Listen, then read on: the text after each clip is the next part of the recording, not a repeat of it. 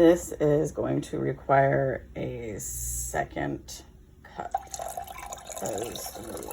Wow.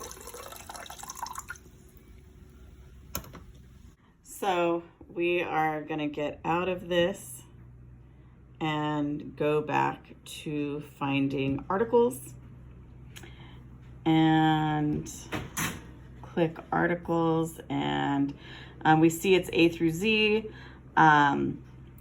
I am really lazy, so you know, through the A through Z,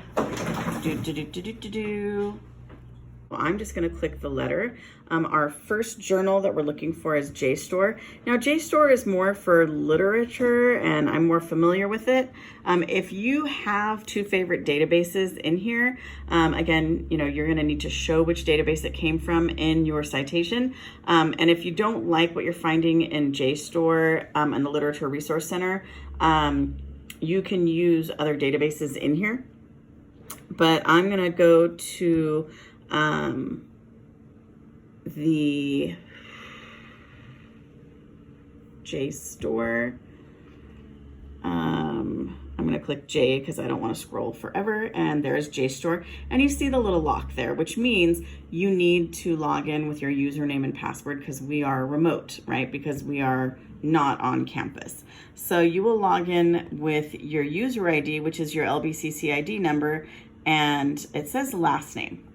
So if it's not your date of birth or your password, it's your last name. So we're gonna just type that in. Log in, and that will bring you to JSTOR. So we're gonna use a search term, and remember, you are looking for information about two of the articles, right? This is to find support for your topic.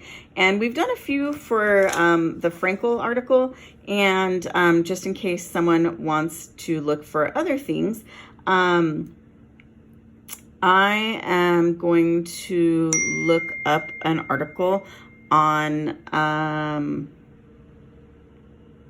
Why Women Still Can't Have It All by Anne-Marie Slaughter, right?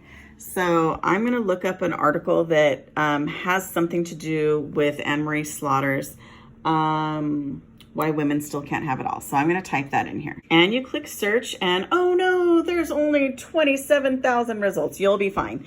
Now, you can definitely work with a friend on this article. Just make sure you and your best friend don't submit identical assignments. So for example, if you're working on this together, maybe one of you takes the first result and the other one takes the second one, right? And again, just like in the search for books, we also have this really, really cool citation tool. So I'm going to click cite this item because I am lazy, and we want the MLA style one. You can copy it here, you know, or, you know, be like Professor Haney, who mistrusts technology, and copy it. And then it is Rottenberg. They had to go to high school with that name. And then I'm going to toggle over to my assignment that I'm actually going to turn in. Rottenberg comes before Sifri. So I'm just going to paste and match formatting there. And again, you know, it's not in MLA style because it's not indented. So we're going to go to the end of the first one and hit tab. And then we're going to go to the end of the second one and hit tab. And continue from there. Now, the reason why I'm hitting match formatting is, I don't know if you can tell this, it makes everything appear in the black ink. But if you were to copy and paste without selecting match formatting or unformatted, it might come up gray, it might come up purple, it might come up as an actual JPEG. It might not come up in Times New Roman 12. It might be different font sizes. And it's just a headache to have to go through and change all that over and over again. So that's why I did that. I'm going to show you very briefly how to do 4 and 5, but it's the same exact search thing and copying and pasting. But some people are having trouble finding those databases. We're going to get out of this window. I'm going to close JSTOR, and you can see my A through Z database file is still there.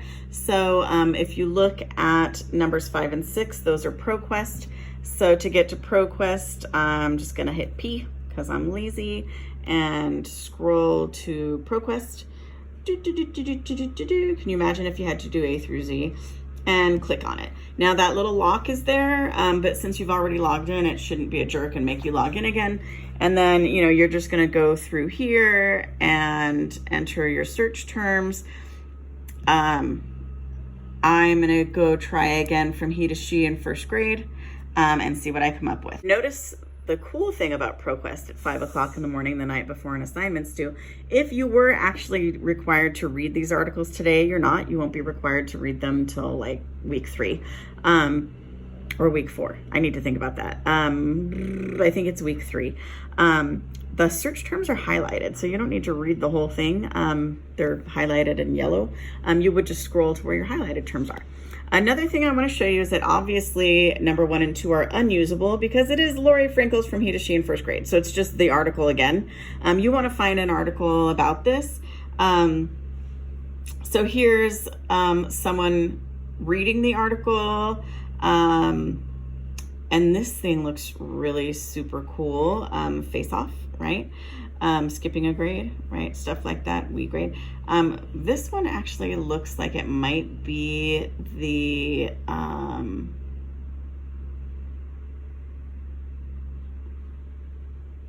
interesting thing. And it also has a citation tool. I'm gonna click on it. And just like before, right, you'll click the citation tool and copy and paste it into the article. This is what it looks like when you don't copy and paste and match format. Notice how it's gray. I don't know if you can see that. And it's like a different font size and stuff. So if you accidentally do that, I'm just gonna show you. You click edit and you click undo paste, and then you click edit again and click paste and match formatting, and look, it's beautiful and it matches. Notice also that that article didn't have an author. So MLA style question, if you get an article and there's no author, what do? You alphabetize by the first letter of the title. Professor Haney, how do you know if we've cheated and we didn't use the databases? Well, here's the one that's from ProQuest. And here's the one that's from JSTOR. That's how I know if you cheated. Now, finding the Literature Resource Center. Don't wait till the last minute to do this. The Literature Resource Center is Gale. Gale is a massive database. We spend somewhere between $10,000 and $30,000 a semester to pay for this massive database. So when you click on it, it sometimes takes forever to open. So, you know, get your coffee, have a sip, think about your life. That only took 5 minutes. How long did it take for you? Only took me about 5 minutes. Okay, so you are in Gale and you're gonna enter your search terms here, and I'm gonna try to do a different article again. After I click search, it only took about 2 minutes to complete the search. And it only came up with 8, and I'm just looking for which one I find interesting. And I really like this Superwoman Becoming Balanced thing. So I'm gonna click on that and wait for it to come up. It only took 1 minute. It's getting faster. And then here's my citation tool. Found, I already had from a different database. So I'm getting this one. And it starts with pennies. So we are gonna paste it over here. Element OP, it will go right here. So I'm going to edit, paste, and match formatting. And then again, notice that the formatting is in MLA because it's not indented, so I'm gonna indent them all by hitting tab. So now I have 1, 2, 3, 4, 5, and 6 done. 1, 2, 3, 4, 5, and 6 done. So now I'm gonna move on to number 7. I'm gonna close out these tabs and get back to my library homepage and look at number 7.